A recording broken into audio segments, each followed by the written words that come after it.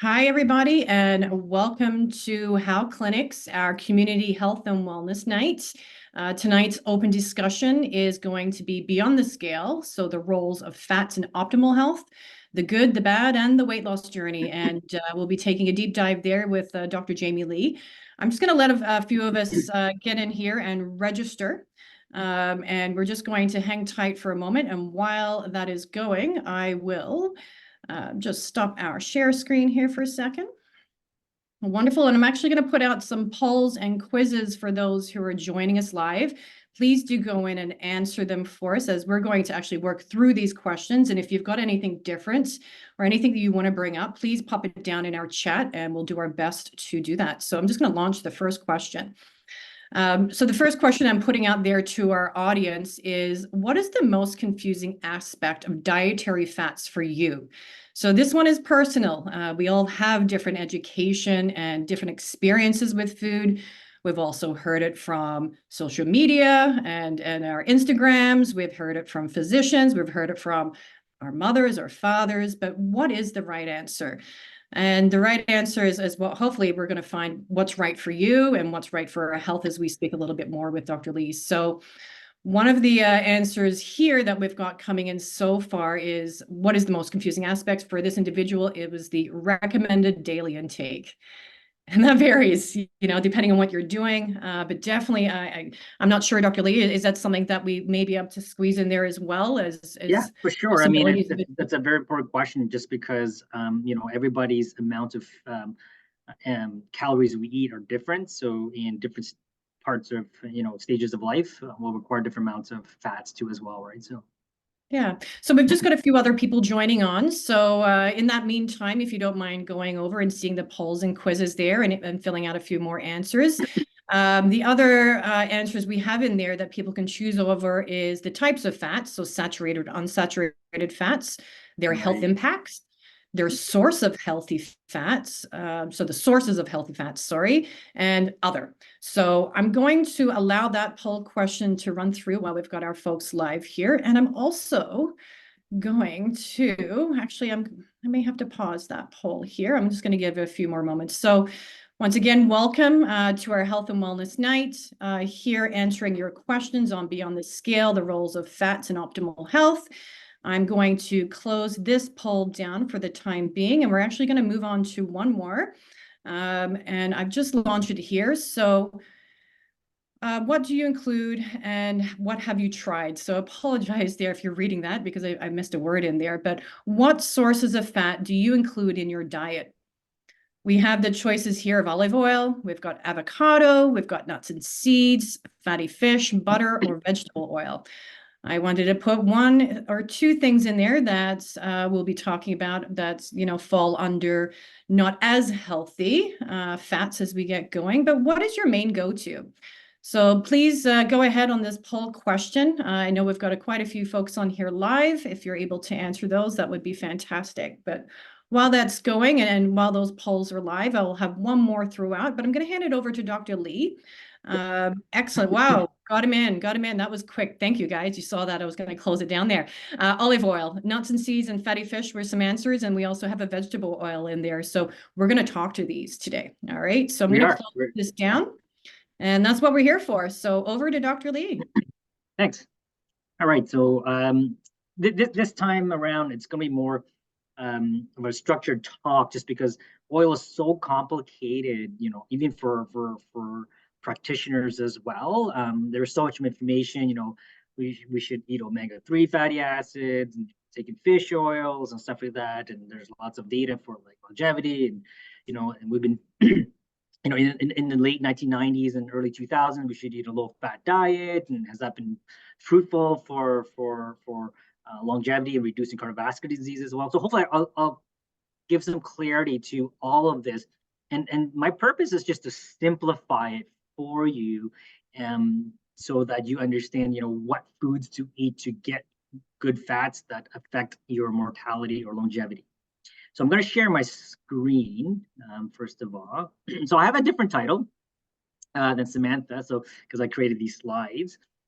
So it's basically the skinny on fat.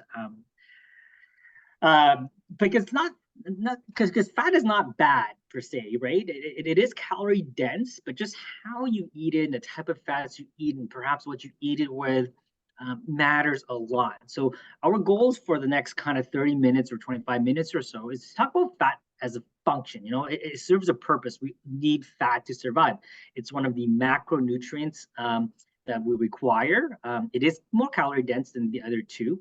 And it serves many, many functions, which I'll go through. So, eating a low-fat diet, for example, to lower your cholesterol, your body will produce some cholesterol as well, innate, right? And so you can't eat zero fat. You actually will actually don't feel as good as well, and you might be deficient in certain nutrients like the fat soluble vitamins as well, right? So that's always a concern. Now, I'm going to go through why sometimes eating low fat is not good, but eating the right type of fat is good. So we're going to go through the different types of fat, and I think this is where a lot of people have problems with, what fat should they eat? Should you eat like meat, lean? Should you eat like what's polyunsaturated, monounsaturated fat too as well? What's omega-3, what's omega-6 type of fats as well. So hopefully at the end it'll be clarified for you guys. And obviously we're going to talk about the benefits of fat. What it's good for and everything in terms of helping us, and then talk about the sources of fats. And so really, the types of fats and the source of fats are the pragmatic parts. Okay, the other part are kind of more science and see. And so fat is actually essential for life. Your brain is predominantly made of fat cells, actually. So we have fat in our entire body. It serves as a structural organ, right, to our organs and our skin and bones and all that kind of stuff too. So it fills us. It also provides energy, as you can imagine. So each gram of fat has 9 calories, and so it's a storage of energy. So when we have excess amounts of calories or energy, we're in a positive state. These energy is converted to, unfortunately, fat too as well. Fat is actually needed for hormones, right? So all the sex hormones, testosterone, all those are fat, and cortisol as well. Our stress hormones require fat, and so it is integral to survival. And Can I ask a question there, Dr. Lee, for a quick moment there? Because I was talking about the hormonal production there. How is insulin sensitivity? Does that play a role within that hormonal function with fats as well at all? Yeah, absolutely. They're all interconnected in terms of metabolism, right? I mean, it's quite, it's what we call the endocrine system, and I'll show you how fat can affect insulin resistance, like you're saying too, as well, right? And the hormones. So I have a slide of what fat can do, and we think that fat is very inert. I mean, it doesn't do anything. It's just there. We can grab it, and a lot of us hate it, right? And so we want to get rid of it. But it's not inert as much as you think, right? It serves a lot of function, and it's very metabolically active in the sense it secretes a lot of cytokines, which is chemicals to the body that are actually harmful, right? Um, every cell in our body actually has fat. The layer around the cell is called the biphospholipid layer, and that's made out of phospholipids, right? And that's actually required. So you definitely need fat, and is definitely essential for life. And so this is the slide I'm talking about, Samantha. So an adipocyte is basically a fat cell. And we think, the fat just sits in our kind of like central midsection, underneath here as well, arms, whatever, right? But they actually secrete a lot of hormones, like abinectin. So it affects the production of what we call abinectin, which is a hormone that actually affects insulin resistance. So the more of the abinectin you have, the better your insulin resistance is. And what happens is when you have these adipocytes and you have excessive amounts of this, it secretes all these type of cytokines that affects a lot of the cells of inflammation. And see the neutrophil cells, Th1 is our immune system, T regulatory cells as well, macrophages, these interleukin-2, ILC2, all these little things that go on actually causes damage to us, right? And so basically on the right-hand side here from where I got this study, it shows that individuals who eat 2 weeks of a high-fat diet have increased inflammation, right? And 8 weeks of high-fat diet, there's more inflammation. Now, having said that, though, there's a lot. It's not just the pure fat itself. Okay, so if you do the keto diet and stuff like that, you're eating a low carb. So what you eat with it is very important, and the type of fat that you eat is also very important too as well.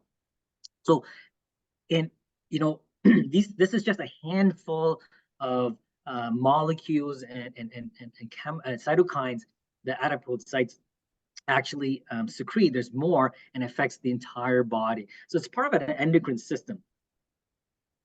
It's one of the biggest endocrine system. You can think about that. If endocrine is basically a organ that secretes hormones too as well, right? So so it's definitely not inert. It's very metabolic active, and that's why we have increased fat, we have increased inflammation, which a lot of times is a root cause of a lot of chronic conditions as well.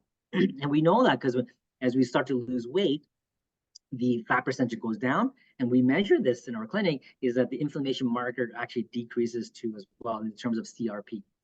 And we can start seeing that. Like I usually see that around the 6-month mark, like a good or even before, right, Sam? Like sometimes like 3 months is there, but 6 months yeah. is up to 70% change of what they're able to change. That's in their means of inflammation, right? Your environmental, our intake. Yeah, and so we talk about kind of the types of fat that are available, and there's lots of ways to categorize it. But these are some of the common, words that we actually hear about. So we have the brown fat and the white fats. The white fat is the stuff that we actually can pinch. Brown fat are more prevalent in kids, and we call it brown because under the microscope it actually looks brown. And the reason why it looks brown is that mitochondria is and every cell has this, and basically it creates the energy for us in form of ATP. And so because it's more dense, it burns more energy, right? As you get older, we have less brown fat, pretty much non-existent too as well. Although you can manipulate that, meaning that if you live in a very cool environment, you'll tend to have a little more brown fat too as well. So there are some studies that suggest that. We have the saturated fat, monounsaturated fat. So saturated means the carbon structure of fat has all hydrogen attached to it and nothing else. When we move to the other types, kind of the monosaturated, polysaturated, there's more double bonds, right? And so that's what we call, and omega-3 or omega-6 are both monounsaturated fats as well, right? And so, and then we have cholesterol. We all know what cholesterol is. And cholesterol is a fat with a protein. So we have like high density lipid, which HDL, the good cholesterol, and LDL, which is obviously the low density lipid protein, which is our bad one, right? So I'm gonna focus not on the brown and white fat, but and cholesterol. Obviously we want to have a well-controlled amount of cholesterol, and then where it comes from is typically from meat. Okay, but there are some plants with cholesterol as well, so that's important to understand. But we're going to focus on saturated fat, monounsaturated, polyunsaturated, and omega-3 and 6. The reason for that is these fats here influence our health a lot, and so that's what we're going to focus on. The picture on you're actually right there. What you'll see is a picture of a pathology slide of the liver, and so each individual circle, lining with these kind of blue stuff is a nuclei and is a what we call hepatocyte, so a cell of the liver. That's the bottom structure, is the normal one. But you take a look at the top picture. You see all those white round circles? That's adipocyte. That's fat cells being deposited into our organs, right? And so we have fat cells, like I said, everywhere. Hence, when we hear the term fatty liver disease, this is exactly what it is under the microscope too as well, right? As you can imagine, that when we have a lot of this, it's going to disrupt the normal functioning of the organ, right? And so, we want to reverse all these conditions and stuff like that. And a lot of it is lifestyle that we need to tackle. So there's been a lot of information about fat. You should eat high fat keto diet, low fat, and low fat is also was even endorsed by a lot of the guidelines by the American Heart Association, rightfully so, because we thought was, lower your cholesterol, that improves, that reduces the risk of cardiovascular disease. And that's true. There's a link between cholesterol and cardiovascular disease and elevated triglycerides and LDL, all these things that affect cardiovascular disease. But that's not the only thing. So and the low fat trend was I believe in the late 1990s, early 2000s. It's still around, right? Obviously, we see a lot of low fat yogurts and all that kind of low fat cheese and all that kind of stuff too as well. And everything is like low fat. And so be very careful of the marketing and stuff like that. Hopefully, once we finish this webinar, you have a better understanding to maybe avoid low fat stuff too as well, but be more mindful of the fat you eat. So that was the low fat trend. And so there was a study, it's called the PURE study, the Prospective Urban Rural Epidemiology Study. And it's a large study. It's a cohort study. So cohort means basically the following these patients, 135,000 patients over 18 countries, all different types of social economic classes. And what they did was that what they found was that those that eat higher fat live 23% longer. Now that goes against some of the recommendations that that the American Heart Association make. We should eat a low-fat food, right? That's why there was a big boom on low-fat stuff too as well. But does that make sense? Remember, this is a research study. We have to apply our intuition at least, and look for further evidence. So I'm going to leave that for now, but I'm going to go back to it. And hopefully I'll answer this question indirectly, okay? Now, obviously, you probably get by what I'm saying is that that's not totally true. I do want to say that, that these individuals, those who eat the low fat and had higher mortality, substituted the low fat with actually refined carbohydrates. And so, you know what? When you have low fat food, I don't know if you ever bought low fat food, it doesn't taste as great, okay? And so the companies that make the products know this. And so they have to put substitute materials, ingredients in there to actually make it tasteful. And often that's what it's high sugar or high salt. It's preservatives and other chemicals to make it more tasteful. And so that was kind of the caveat to that too as well. What about low carb and low fat too as well, the other fat trends, right? And so this was studied not too long ago. And obviously it's a pretty big study too, 37,000 roughly US adults, and they ate low carbohydrate and low fat diets. And it was not associated with any significant mortality, right? And so that means, even if you had maybe heart problems, it didn't really trend to anything. But again, that's not the whole story. So if you dive deeper into the research and stuff like that, what they found was that if you actually ate a healthy low carbohydrate diet and higher amounts of plant protein and healthy low fat diet, and remember, this came from this study. This is a sub-analysis. So if they have a healthy low fat diet, particularly low in saturated fat, were associated with lower mortality. So fat does play a role in mortality, but not solely as well. And the type of fat matters a lot. So I'm going to get into kind of the next part of that. And so the type of fat matters, the quality, the source, where you're getting it from, all that stuff. And so obviously, we can get our fats from plant-based, right? And so that's the seeds, predominantly, some like avocado and coconuts as well. Animal-based, however, we all know that. So every protein has fat, which is saturated fat. Fish-based, and so the omega-3s and omega-6s is where omega-3s made predominantly. This is where we get that source from. I'll go more in detail in terms of where the sources are from. And the meat and animal base is the same, and saturated fat.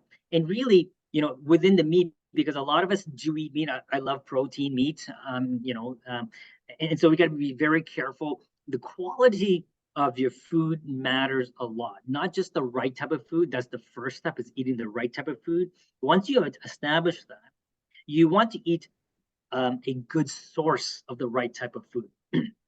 So what do I mean by that too as well? So for example, red meat, so beef, okay. The way the cattle or cow is raised really matters in terms of its type of fat too as well. So what I mean by that, so if you have the regular farm that raises cow for meat and stuff like that in kind of in large productions, they tend to feed them corn and antibiotics and everything too as well. They live in close quarters and stuff like that, and they really try to increase their weight really rapidly within 9 months to a year, and they go off into the slaughterhouse.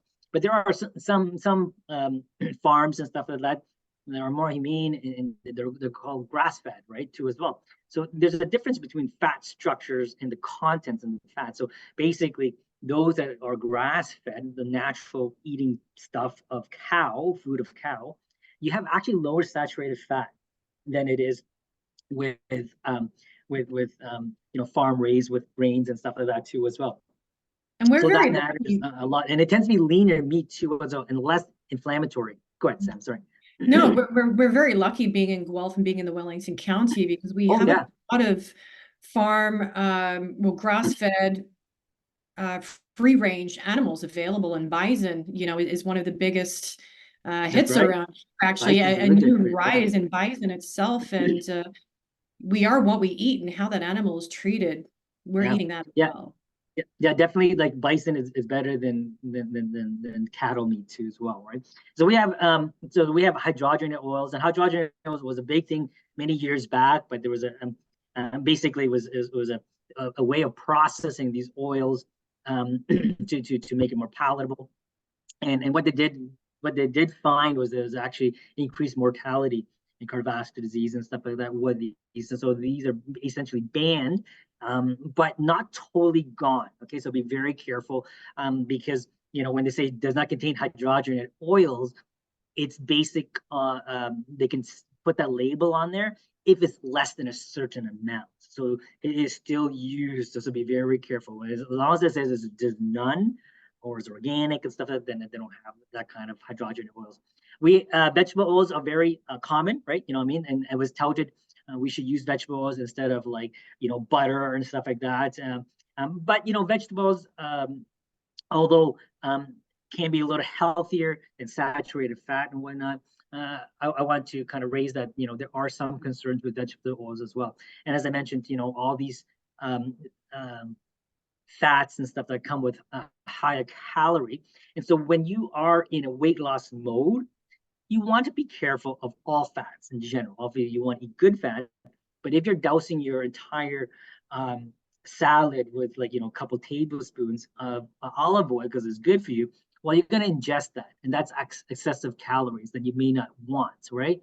And so it's hard to get into a calorie deficit when you eat a lot of fat too as well, right? And obviously, the caveat to that is what type of eating style you're doing, was it keto, etc. That's different too as well, because you're changing your the source of energy from the body from carbohydrates, which it likes, to fats, and so that matters.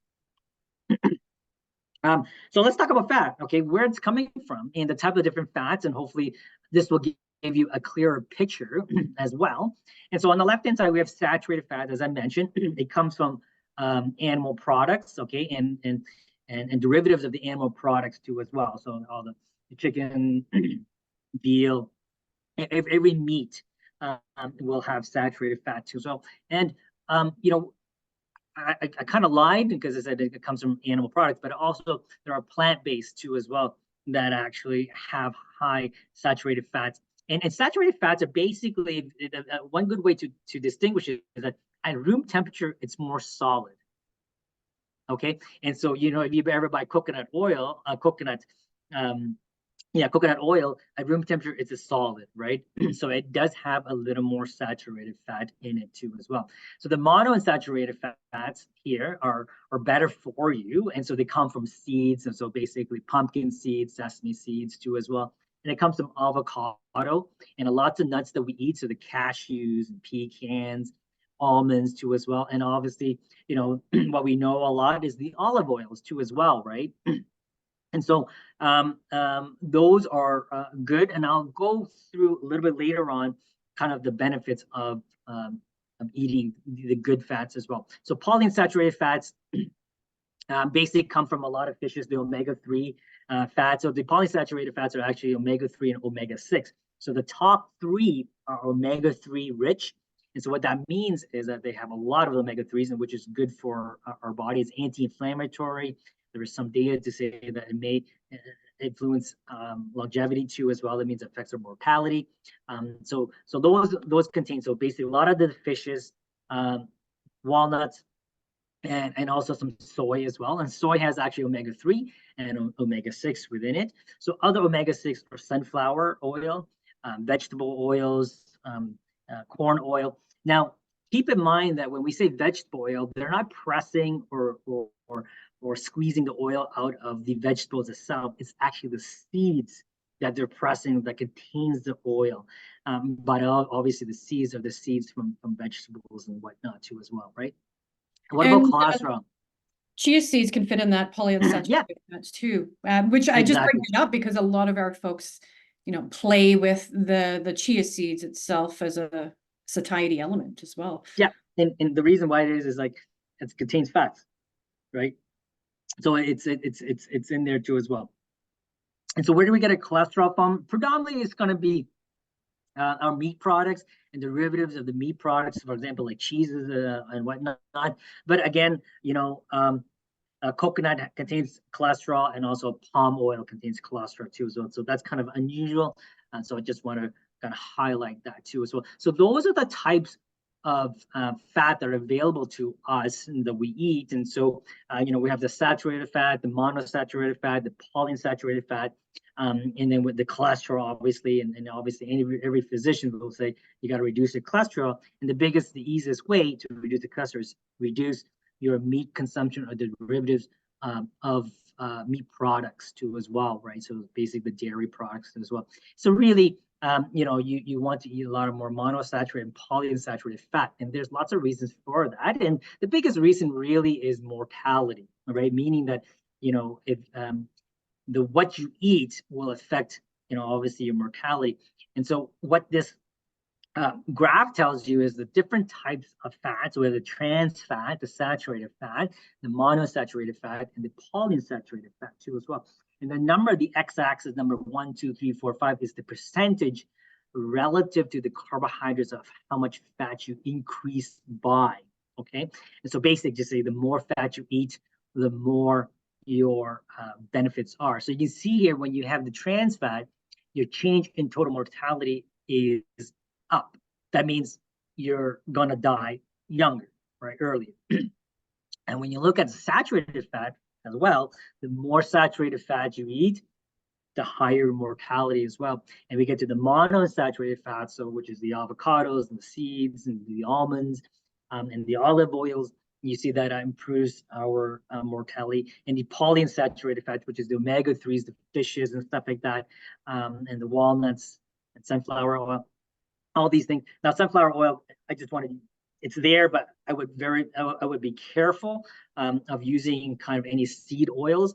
The reason for that is that the diets in our fat has changed over the years. So if you look at kind of the caveman diet, all those years, and cavemen actually were not actually meat eaters.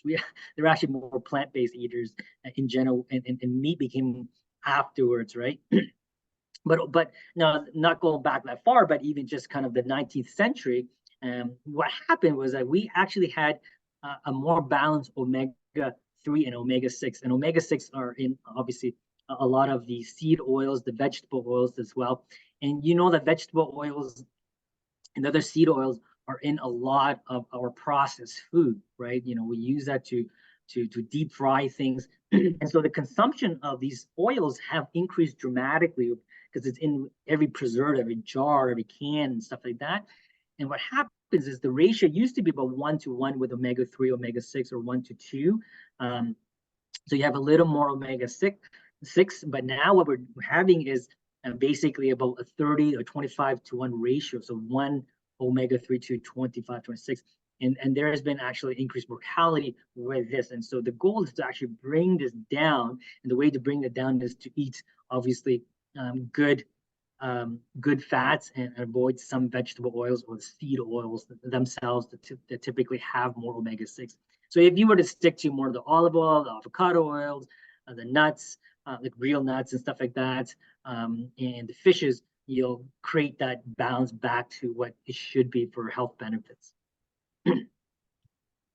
So vegetable oil, and I talked a little about it and why I think it's not good, and all the seeds and stuff that are processed in terms of with the vegetable oil. It goes through a huge processing units. It gets gummified, meaning the stickiness gets released. It goes through a clay hopper. It gets bleached. It gets bleached multiple times. It goes through a lot of filters, and towards the end it gets bleached again, and to de-waxing. So all this requires actually changing the oil itself originally to something that's more palatable, higher boiling point, etc. All those things, taking away the toxins as well, obviously, and the undesired taste or texture of it. And this is why vegetable oil is not that healthy for you, right? And it can come from a lot of sources. Of vegetable oil here. As I mentioned here, you can see soybean, grape seeds, cotton seeds, corn oils, canola oils, vegetable oils, peanut oil, rice bran oil, and all these kinds of, they are high in omega-6. And so the more of these type of oils you eat, so the sunflower oils, the safflower oils, and stuff like that, as I mentioned, that's why I said be careful, is that it have high omega-6 fatty acids. So that will kind of make our ratio a little worse. I'm going to dive into a oil that a lot of us probably do eat now and maybe don't know a good quality. I remember that, I just picked olive oil as olive oil, right? I didn't know what extra virgin olive oil and virgin olive oil or pure olive oil means and stuff like that. But it's a big industry. It's a multi-billion-dollar industry. And so, and there's lots of scams and schemes within the industry. And so, make sure you get a good source of olive oil, right? And so, and sorry, Dr. Lee, I'm just going to pause for just a quick second because you're talking about olive oil itself. And we actually, before we get into this, we actually had a sponsor for today online as well that sponsored today's webinar, actually, as I move apart, but the olive experience. And I just wanted to quickly jump this in because we're actually talking olive oil here right now. And then I'll let him kind of move on from there. But today, whoever's on board has an opportunity to actually take home extra virgin olive oil. And you'll find out why we put extra virgin olive oil in here as well. But I just wanted to quickly drop that and speak about the olive experience because they've dedicated a little gift to you guys here as well. And they understand the health benefits of certain fats as well. So I apologize for interrupting you. I was going to try to catch you before that slide. That is great. That's a great segue into what you were doing. So, I've been to that store and I talked to the owner, one of the main workers, and I actually truly love this store. They are actually into quality olive oil. It is quite the experience.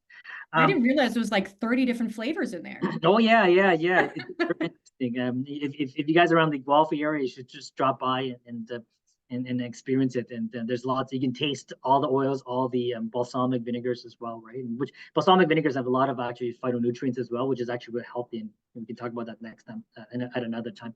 But in terms of olive oil, we know that the health benefits, and it's part of a big part of the Mediterranean diet too as well, right? So there's a different kind of levels of olive oil. So everybody heard of extra virgin olive oil, and that is actually best quality you can buy, right? In its most purest form. And the way that it's made, either cold press or cold extraction, it's just one time and retains the most nutrients and polyphenols too as well. So that's why when they put extra virgin olive oil, that's what they mean.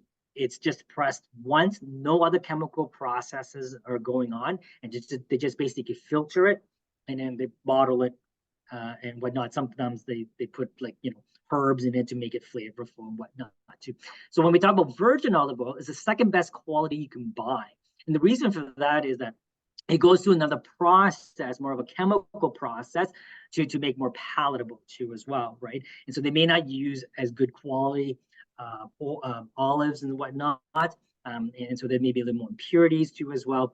And basically, there's a society that looks at and they check how much of acid is actually in the olive oil, and they determine based on the acidity what you can call it, right? And so, for example, I think extra virgin olive oil has to be less than 0.8%, and virgin olive oil is between 0.9 and 2% acid, and so you can imagine the extra virgin olive oil tastes a lot better too as well, smells better too as well, right? Refined olive oil is basically even more processed to improve the quality, and so typically it's designated as pure olive oil or olive oil, and it's not as good as the virgin and extra virgin olive oil. So when you look at the labels, that's what it means. So when you buy oil, you want to try to get extra virgin olive oil too as well. And I spelled that wrong, by the way. Sorry about that. All right. So those are kind of the main points that I want to make in the presentation. So hopefully you understand that what we do need is we want to make sure we have more monounsaturated and polyunsaturated fat, which actually helps longevity, decrease inflammation. And we want to minimize saturated fats that comes from basically coconuts or even the animal-based. A lot of times people cook with coconut oil. And so, people say, should I eat coconut oil and stuff like that? You can eat coconut oil. Obviously, it's better than plant-based, meat-based oils sources, but it still contains a lot of cholesterol. So if you're cholesterol conscientious, obviously, if you have high cholesterol, you want to stay away from that too as well. And obviously, there are better oils out there that reduce inflammation, and such as olive oil. So the take-home points. Basically, fat is essential for life. So don't avoid it completely. You're not going to feel as good. You're more stressed to hormone you can't amount to the stress, and it's involved in a lot of hormones that we have too as well. The fat cells are not inert. So the fat cells that we pinch, they're actually metabolic active, which leads to inflammation. And so hopefully knowing that, we want to live a healthier lifestyle that reduces the amount of peripheral fat that we have. Remember that the fat, not just that we can pinch, it's also deposited in pretty much every single organ that we have in our body too as well, right?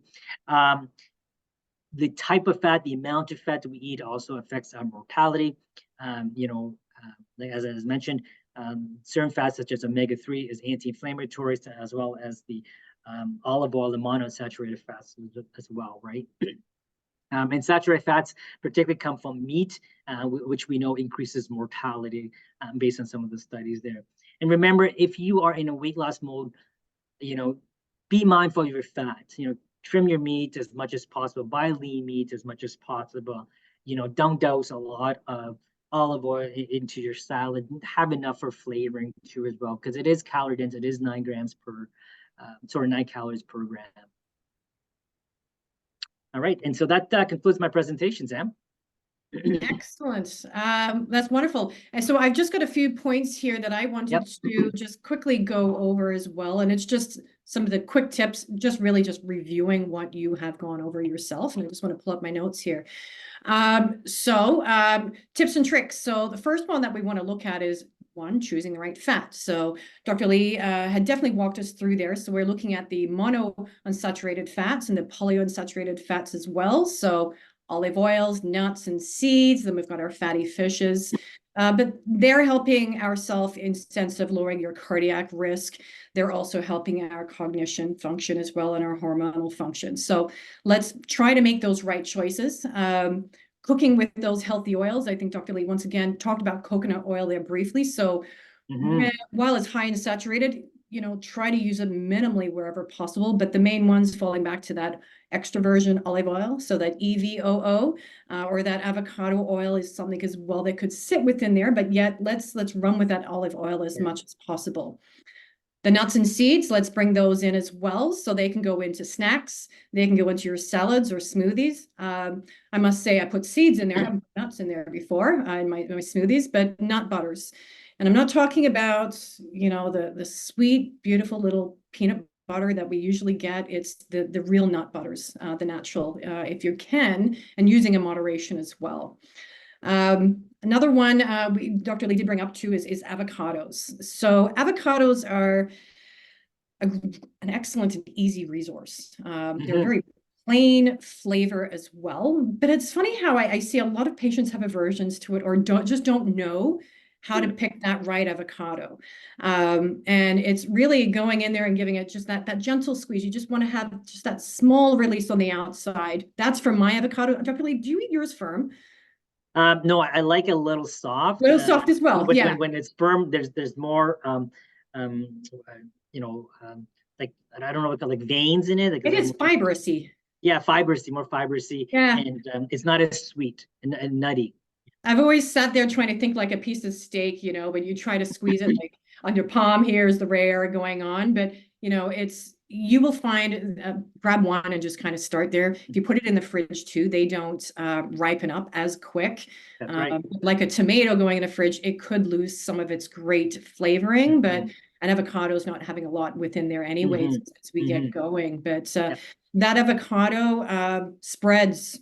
You can make salad dressings from it, a healthy salad dressing by whipping it up and putting some spices in, a little bit of water as you go along. But it's a great additive as a healthy option to pop in there. But who doesn't like guacamole as well? You know, with get your veg and dipping away. Choosing those healthy fishes. So aiming for the fatty fish, salmon, we've got mackerel, sardines. They are a high fat resource as well as you're going. And we talked about time with the question came up about how much, like dosage kind of moment. Yeah, so that's a very good question. One of the concerns about eating fish is mercury, right? And so, you know, you look at, you know, the FDA has gone back and forth in terms of mercury and in terms of in pregnancy as well and whatnot. And so really you have, you know, there should be no fear of eating fish on a regular basis about 3 to 4 times a week, right? You know, I mean, I eat fish quite often myself. But the type of fish matters, and you know, here's an interesting fact: like 95% of salmon is farmed, and they feed them antibiotics, etc. All those things, so they're in close quarters and they rub against each other and they scrape themselves and they need to treat them and stuff like that. And they actually feed them corn and other type of carbohydrates, which they don't eat, right? And so there's a big difference between farm raised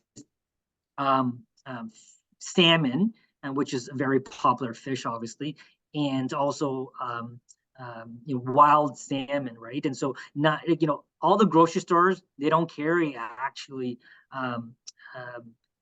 wild salmon. So the only way to get wild salmon is buying sockeye, and they come from Alaska. And Alaska actually has a law that they say there's no farmed fish up there. So in terms of salmon, so that's how I get around. I just buy, you know, a big fillet of sockeye and cut it up too as well. Unless it's caught, the salmon is caught in the wild, and they will say that. But if they don't label wild, it's going to be farmed, and it contains less omega-3s as well. And you look at the structure; they're not as orange and more pink, and the white lines are actually wider too as well. They become more rancid earlier too as well than wild salmon. And here's another interesting fact with the salmon, because I obviously like salmon too, so and whatnot, right?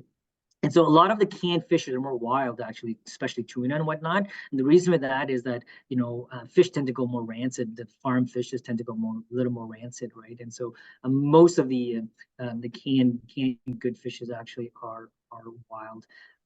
So that's some interesting facts with respect.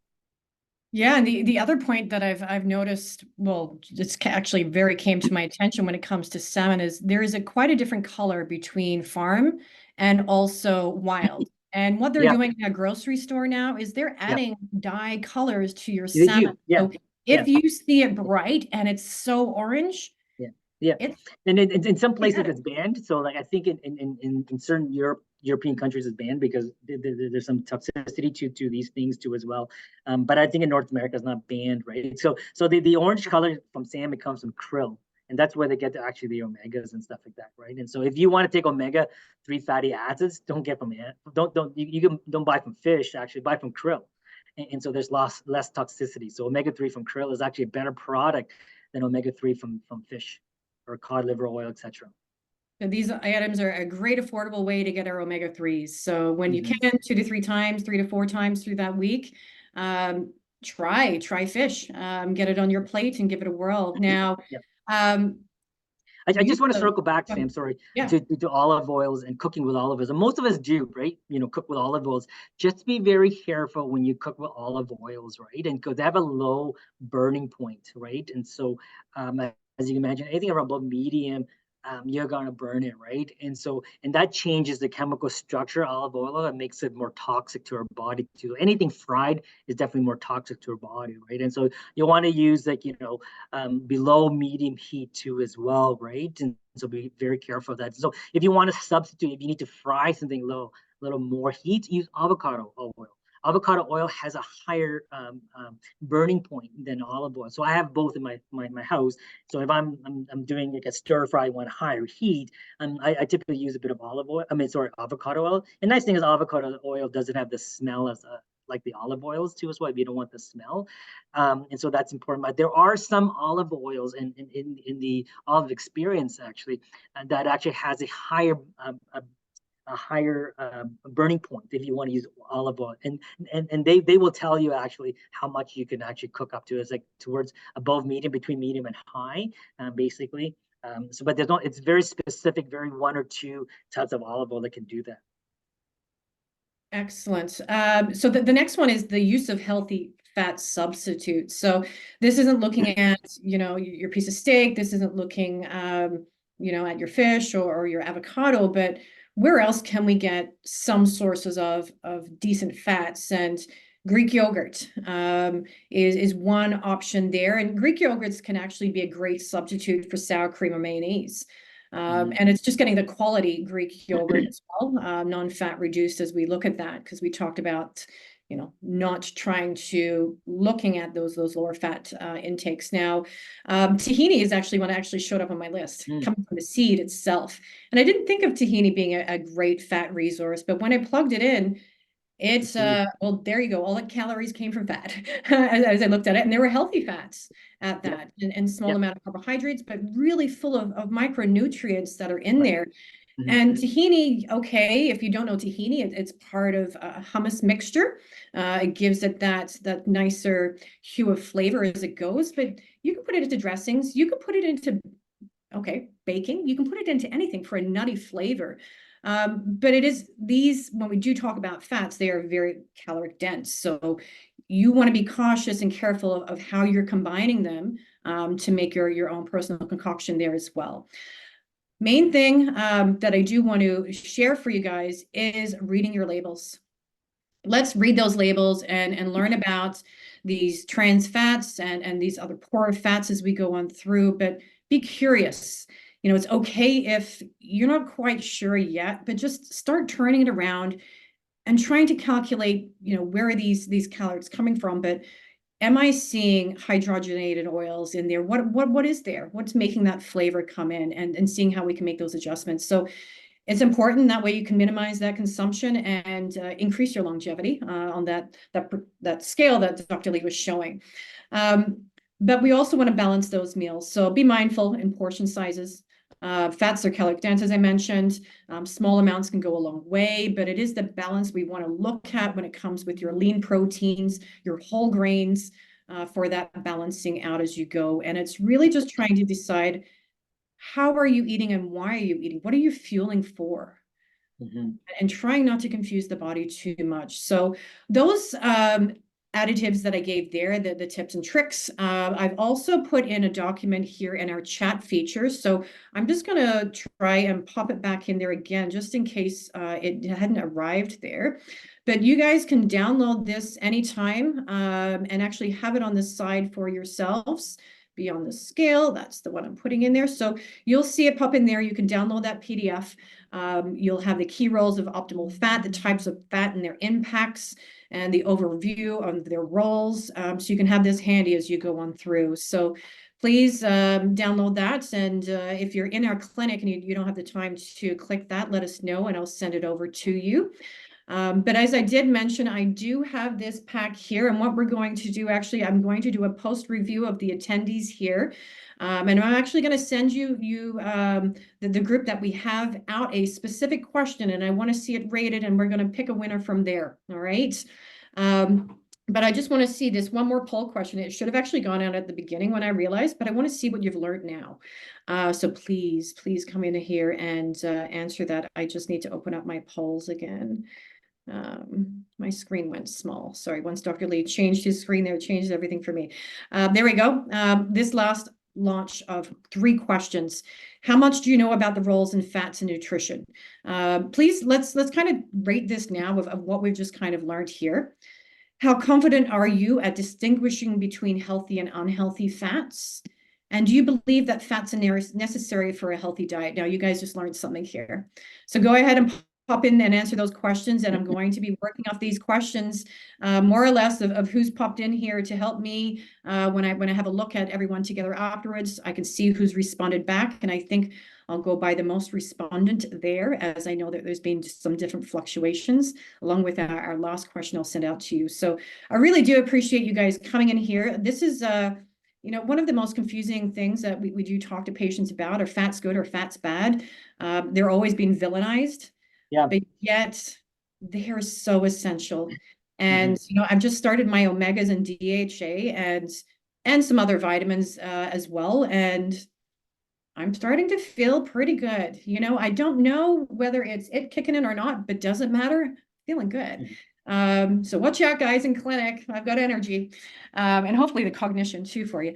So I appreciate it. Then we'll see you guys on our next webinar. It's actually coming up at the end of the month of June 26th. We're going to do a very similar talk and aspect, but it's going to be around protein. So the power of protein and unlocking that power itself, its essential functions and health benefits. And once again, its impact of weight management. 1 second here. Someone actually responded. I didn't know the different types. Didn't know about the different types in salmon. Thank you for that response. Yeah, it really depending on where you get it. So we can teach you more within here or on our next webinar as we go. I appreciate that. And we'll see you in June. Once again, thank you and have a good night. Good night.